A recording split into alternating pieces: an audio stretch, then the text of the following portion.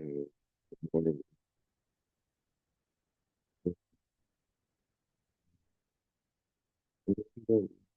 Pretty good.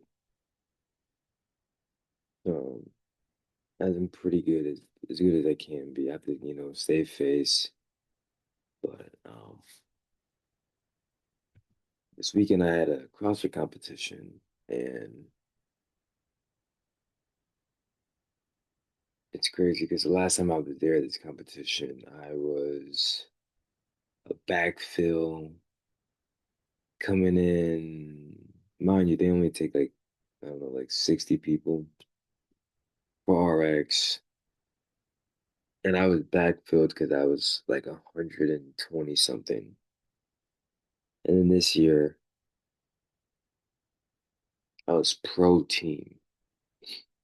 So that right there is just like super awesome. Thank God for that. But in this new walk of life, I haven't really been tested to where, okay, how can I compete with Christ? How can I weave him into my busy schedule, times, like hit time, briefings, warm up times. So I gave it a try. Um, every morning I'd wake up a little bit earlier than everybody else just to have my alone time. So I was telling myself, give him the first, like it's a non-negotiable. Give him the first moments of your day. I don't care how uncomfortable it is. Just give him the first part of your day, kind of like a tithe, like my daily tithe.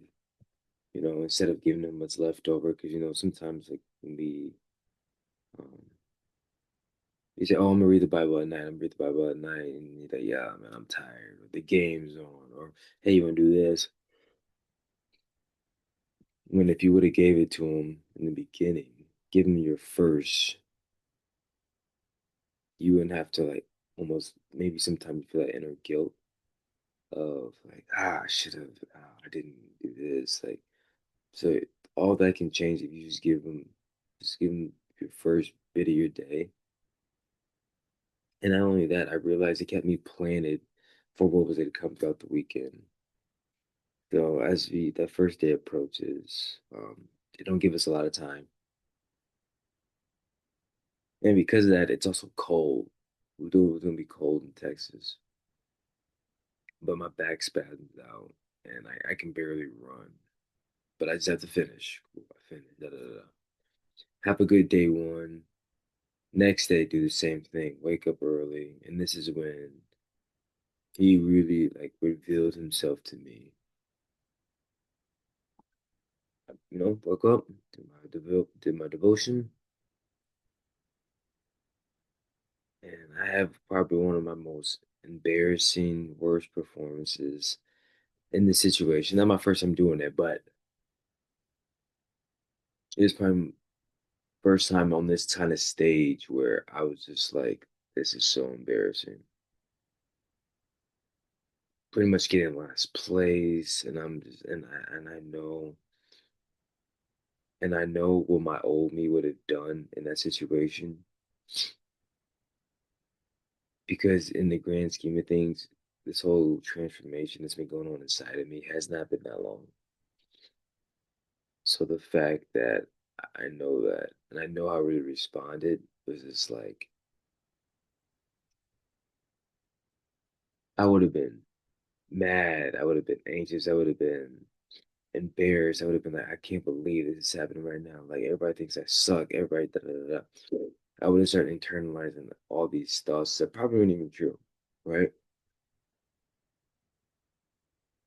Because it was like a back-to-back fail. It was back fail on one thing, and then 4 minutes later, I had to do another event, fail again, and I'm just letting my I feel like I'm letting my team down.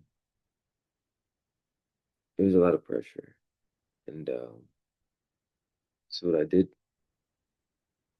went to the back, had my alone time. I felt the feelings, like the feelings didn't go away, and I think that's what I've been starting to realize. Like even with everything, like the feelings don't go away. It's just like, where do you put your value? Where do you put your importance at? So we're on the back. Pretty much everybody's gone, and I just have to sit there and have a little bit of quiet time. I just need to just be alone. I need to like, and I was like, you know what? This would be a perfect time just to pray and just thank God for just allowing me to do this, allowing me to express what He's done in my life through this fitness. And for so long, I've been trying to understand how athletes do that. And I think in this moment, it kind of revealed itself to me a little bit. I like finally understood, like, win or lose, just give Him thanks. I had my first time I've ever done that, whether it was football, track, wrestling, basketball. This is the first time, like, win or lose, I just gave Him thanks. 'Cause everything, everything feels good when you're winning. But can you get on your knees and still thank Him when you just lost, or you just got blown out, or you just got embarrassed on the competition floor? And I told him, like, hey, I trust you. Thank you for letting me do this, Lord. And then kept pushing. You know, everybody there's a little prayer before the competition, before you go out. And like, but this time, like when I was praying, I really meant it. I really thank Him for letting me do this. Letting me just, just thank you.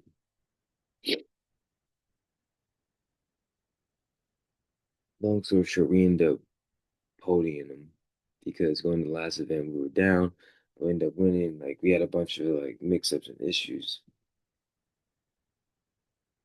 and it's like my placement didn't matter. Like we're like, yes, of course you want to place well, of course you want to get the podium spot, but like in the grand scheme, I realized a lot of it did not matter.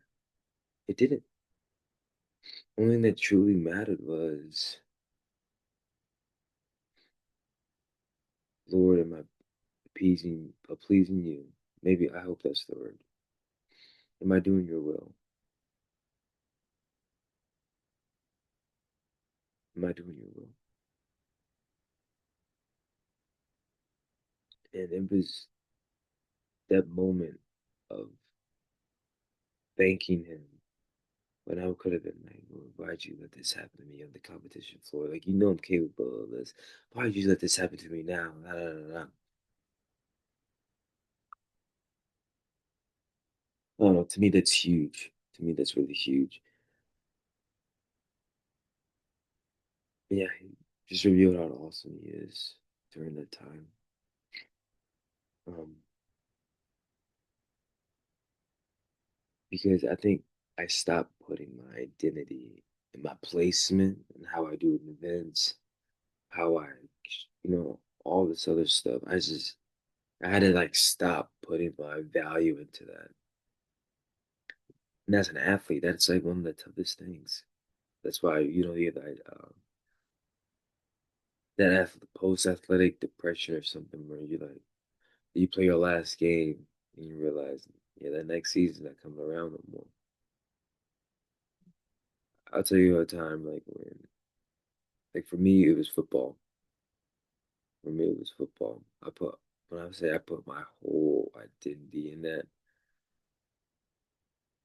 throughout college, throughout like a lot of stuff. I was like a football player, da da da. Like I'm gonna make it to the league,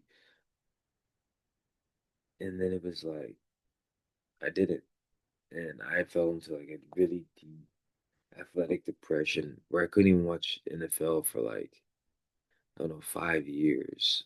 I couldn't watch football games because I was just getting so mad. Like that shouldn't be me. Da, da, da. But then I look back at my life and realize how many times God tried to stop me from saying like, no, this is not your path. This is not your path. And I look back on it, I'm like, oh, He was trying to tell me this was on my path this entire time. Why didn't I listen? So And then, once I finally picked up CrossFit, because I didn't have much time between football and that, I started slowly putting all my identity in that and how I want to make it to the games, da da da da. But I realized, like, yeah, in the grand scheme of things, that doesn't really matter. You can work hard, you can do all those things, but like in the grand scheme of things, it's not the most important thing. Nor should we treat it that way. And I thank God for revealing Himself to me by doing that. Because as I look back, I realize how many times has He shown up for me through CrossFit to reveal Himself to other people. I had a friend, with all this stuff going on in Minneapolis. She came up to me and was like, "Will, like, you talked to me about like approaching these differences and somebody that you see like with love, you know."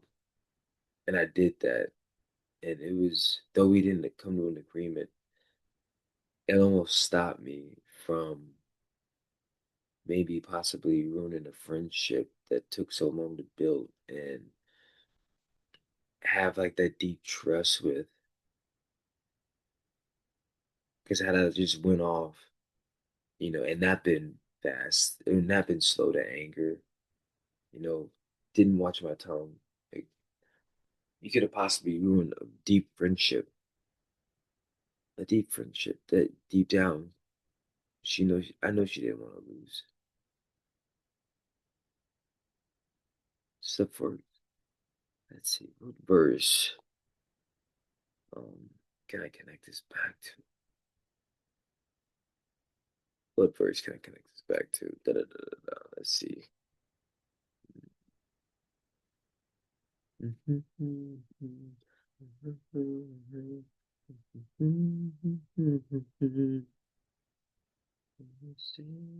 see. Mm, this is a tough one for me. I'm not gonna lie, because it is saying that my identity is just not in him. Here we go. This is Colossians 2:10.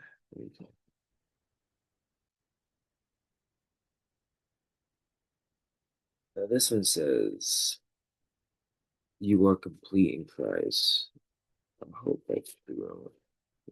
We can trust AI and stuff, but it's always good to go and especially when it comes to the word. What does this doctrine say? What does this say? Um, 12.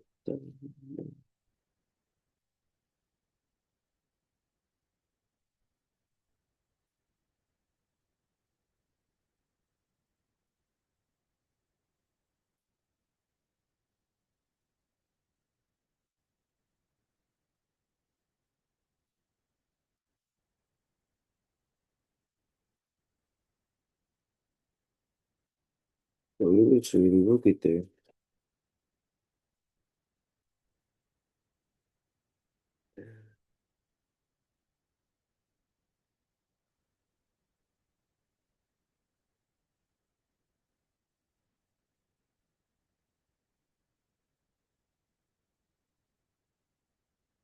Hmm. And you have been fulfilled in him, who is all the head of the all. Oh my God, I hate reading this up sometimes.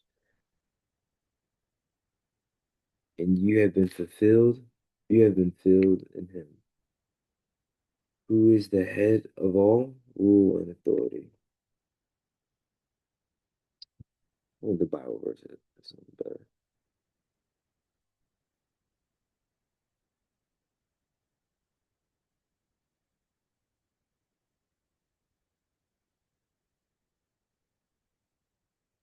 2:10, 2:10.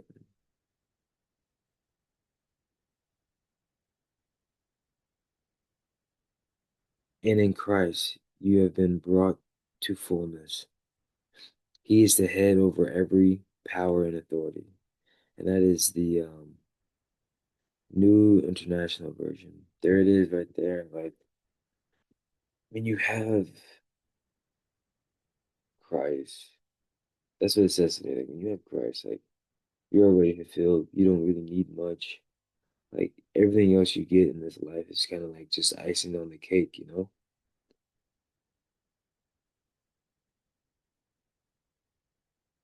But like how did the old me like put my identity back in him? I probably wouldn't have been happy until I won, but even then what? So yeah, don't put your identity in Christ. You guys have a great rest of your day. Love you.